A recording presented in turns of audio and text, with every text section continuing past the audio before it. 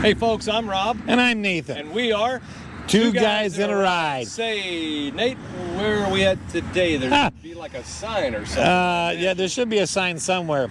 Hey, we are at the SCCA Jack Pine Sprints at the Brainerd International Raceway in Brainerd, Minnesota. That's right, and we're going to bring you some race footage, but more importantly, we're going to talk to some of the drivers and get their perspective and find out why they like racing and what has gotten them into this. So before we do that, Nathan, click on the subscribe button down below and ring that bell notification so you never miss a video. That's right. So what do you say, Nate? Oh, let's go to the races.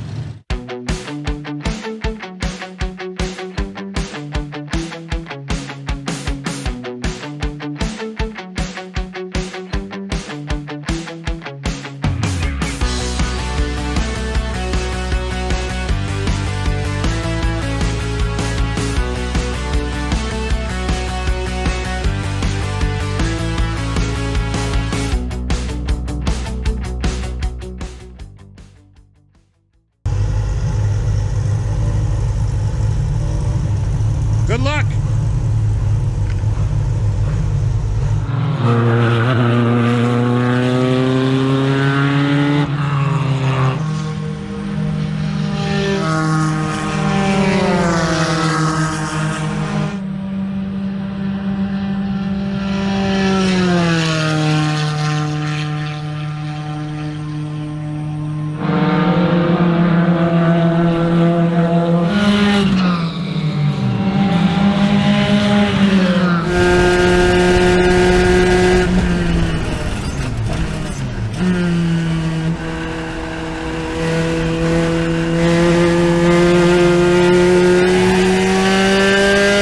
Hi folks, I'm Nathan with Two Guys in a Ride, and today we are here at the Brainerd International Raceway, and we are here with Greg, who is one of the race car drivers, and this is his car. It's the one. And we are at the SRG Autosport rental area here. So, Greg, tell us about your car. Sure, so this is actually a purpose-built race car, and it's a spec class. It's called the Spec Racer Ford. This is the third generation of the car. The previous generation is a Gen 2 car, which we do have one here today. And the difference is that in the Gen 3 car, it's got 30 more horsepower, and it's 100 pounds lighter. Everything else is the same. And the reason it's a spec class is that the engine is sealed, the transmission is sealed. We all run on the same tires. So it's not a situation where who can put the most money into a car, it's who's the best driver. Okay. And we have a minimum weight class that we have to meet. So in this car, it's 1,560 pounds. Okay. That's with the driver and fuel in the car. So if you're less than that, you need to add weight plates into your car to get you up to minimum weight. Okay. So it levels the playing field, again, not just on performance, but also on weight, because as you know, weight plays a big difference in a car. With that said, I'm a larger guy, and so I even I'm over the weight limit, no problem, without weight plates. Okay. But relative to some of my competitors, I can actually weigh another 20 or 30 pounds more, which is noticeable. When you come out of a corner and try and accelerate, and you're dragging an extra 20 or 30 pounds, it makes a big difference. So this class is very popular because it is driver focused, and it's not a lot of money to get into it, and the competition is good, so you have fairly large fields. We have 13 cars here racing today. Last week at Road America, there was 58 cars racing. Wow. So it's a very large field of 58 cars. So this car is owned by you. That's correct. But SRG Autosports does have similar ones in the same class. Yes. That people can rent. So this blue one next to me here is a rental car. And actually this green one that I own was a rental car when I started. I rented it the first year, and then I decided I was going to do this a lot, so I bought the car. So let's talk about that a little bit, Greg. How did you get into racing? So here at Brainerd Raceway, they rent cars like this. A lot of people come up to do it just as a bucket list thing, right? Drive a race car. Right. I came up in 2016 and rented one, and I got immediately hooked. And I can see why. Yes, and so I came up a couple more times and I really liked it. The owner of the school encouraged me to get into racing. He said, "You've got some talent," which I did. So I came up here and I took we have a racing licensing school here at Brainerd. It's a 3-day course Right. to get your competition racing license. And so I am also an instructor here as well, teaching at the school and at the licensing school. That is just really neat. So, I mean, had you had any background in cars before or racing? Like, did you go watch races? Oh, watch yeah. them on TV? Yeah, I mean, I own sports cars all my life, and I follow racing all the time. The main reason I didn't think I wanted to get into racing was, one, the cost, and two, being a bigger guy, knowing that the weight could be a disadvantage. Right. I thought, no way. And then I found out about this class that levels the weight playing field and the costs are reasonable, and found out about David, who owns SRG Autosport, and that you could do a ride and drive, and that was enough to convince me to try it. Man, that is so. When you first came and you rented the one, yeah, did you have to have anything special besides the driver's license? You had to go through the competition school. First, you needed your SCCA competition license to be able to race. If you went with David to a track day, then you don't need the racing license. But if you want to race in an SCCA race, you need a license. And David provides everything. He brings the car. If you need safety gear, helmet, suit, shoes, he'll provide all that for you too. You just show up, write him a check, and race. Wow. Let's step to the back.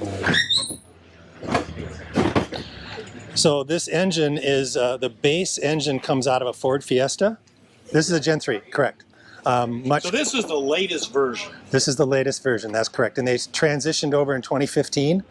And so a Gen 2 car still can race in a divisional regional race like here, but at the national level, so the Majors Tour, there is no class for it anymore, so you'd be competing against Gen 3s and you don't stand a chance, because at a track here at Brainerd, a Gen 3 will lap the track 3 to 4 seconds faster than a Gen 2. Huh. So, all right. So you've got, obviously, it's a stock motor, but it has some modifications made. Yes, Tell us about those. so SCCA Enterprises is a company that makes this car, and you see it probably even says it on here, SCCA Enterprises. So Nate, maybe you can address any mechanical differences. Nate is one of our mechanics. Any mechanical differences between the stock engine? So it's the basic Fiesta motor. They remove the variable cam timing, go to a slightly hotter cam, and bump the compression up to about 11.5 or about 11.1. Okay. So horsepower-wise, what are you talking about? They're rated 132. They'll dyno around 128, real consistent. Okay. Versus how about torque? Torque on these, I know it's lower. I want to say it's about 120-ish. Okay. The Gen 2s were more torque, less power. Yeah, so 100. These are 7,000 RPM. You got to keep them wound up. Yeah, a little over 100 horsepower.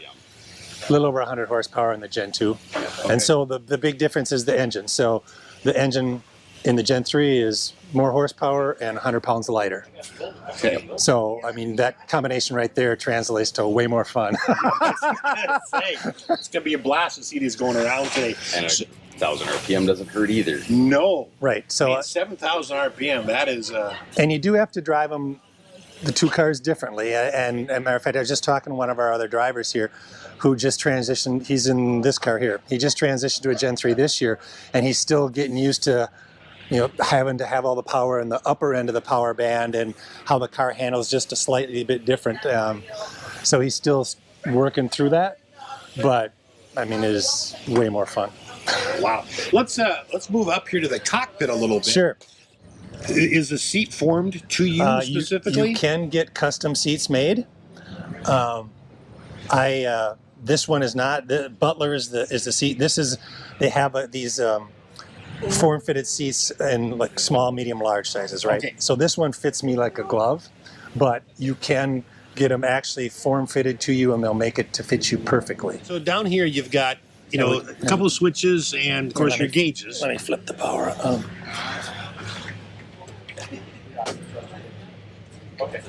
So the dash that we're running is an AIM MLX2 or MXL2 dash, and it provides a tremendous amount of data into the ECU that can all be downloaded afterwards, so you can analyze how you're doing. Everything. And so we've sat before where three of us have looked together, and the fastest guy will look at what his data looks like and see, well, how are you going faster? Oh, you're carrying more speed through turn 3 than we are. Okay. So we can see where we can improve. So does it actually map out the track too? And Yep. show you So you can download the track.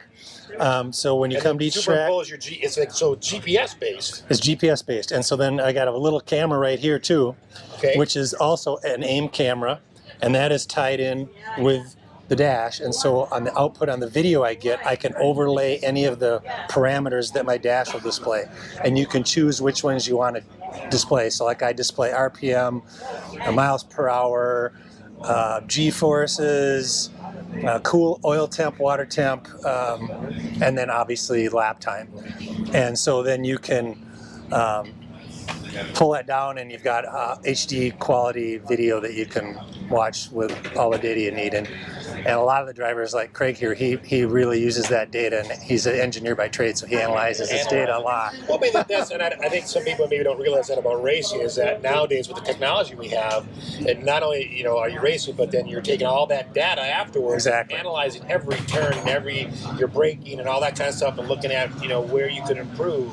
So, Yep. you know, there's a bit of a science to it as well. Oh, absolutely. And we actually had a driver coach here. She was training to work in the auto industry, and so she actually came up here last year and she analyzed all of our lap data and then gave us recommendations on what we could do to improve.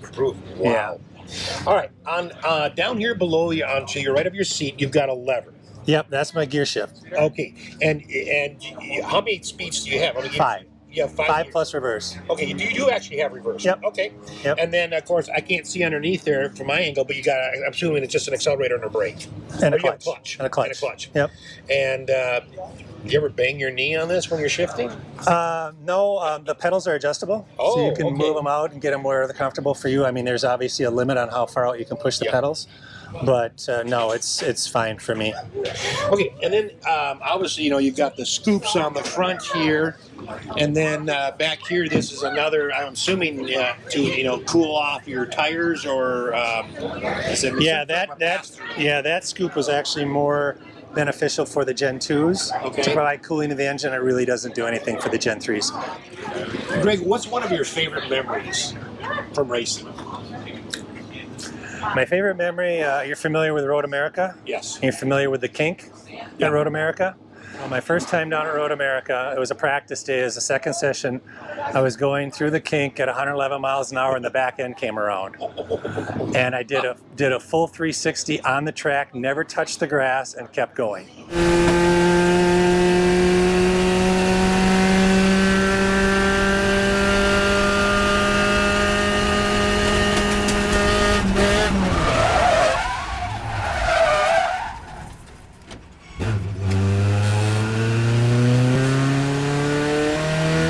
Wow. That I was hope someone had it on camera. I had it on this camera. I had the camera on the Nice. car. Well, Greg, thank you so much on behalf of Two Guys in a Ride for spending your time with us today and telling us about your awesome car. We look forward to seeing you race today. No problem. Thanks for stopping by, and look forward to seeing you guys up here again. All right.